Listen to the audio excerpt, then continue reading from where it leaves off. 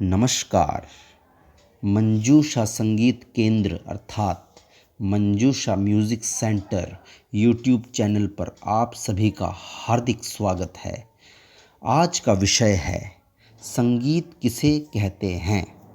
इसका सीधा उत्तर है संक्षिप्त रूप में गायन, वादन तथा नृत्य के सम्मिलित रूप को संगीत कहते हैं।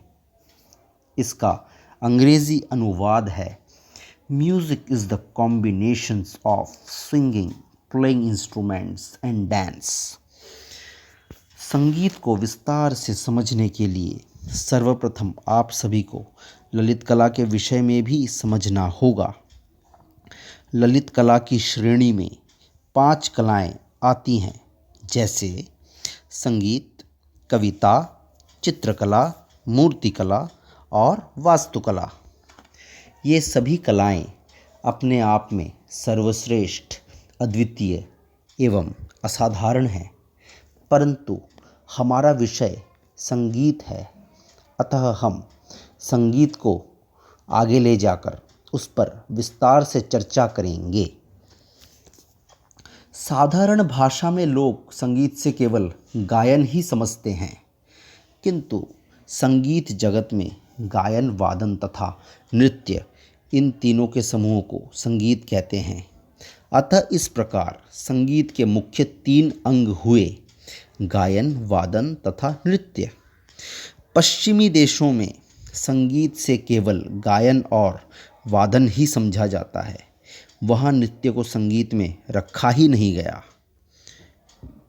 परंतु भारतीय संगीत में नृत्य को संगीत का अभिन्न अंग माना गया है। इसका उदाहरण संगीत दर्पण तथा संगीत रत्नाकर ग्रंथ पर उल्लेख है। अतः पहला उदाहरण श्री पंडित दामोदर मिश्रा द्वारा रचित संगीत दर्पण के प्रथम अध्याय के 3 श्लोक से उद्धृत है, जैसे गीतम वाद्यम नृत्यम च त्रयम संगीतम उच्यते मार्गदेशी विभागेन संगीतम द्विविधम मतम।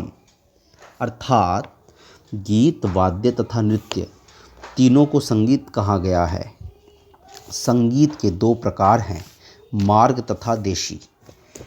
मार्ग संगीत नियमबद्ध और अपरिवर्तनीय था, जबकि देशी संगीत में नियमों की अपेक्षाकृत शिथिलता थी और लोक रुचि के अनुरूप होने से इसमें परिवर्तन की गुंजाइश भी रहती थी।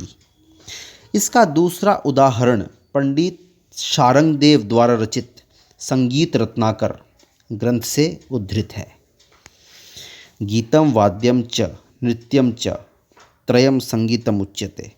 अर्थात गीत, वाद्य और नृत्य, इन तीनों के समुदाय को संगीत कहते हैं। अर्थात स्पष्ट है कि गायन, वादन तथा नृत्य, इन तीनों का सम्मिलित रूप ही संगीत है। आज के लिए बस इतना ही। अगली वीडियो संगीत में प्रयोग किए जाने वाले स्वरों के विषय पर होंगी। धन्यवाद।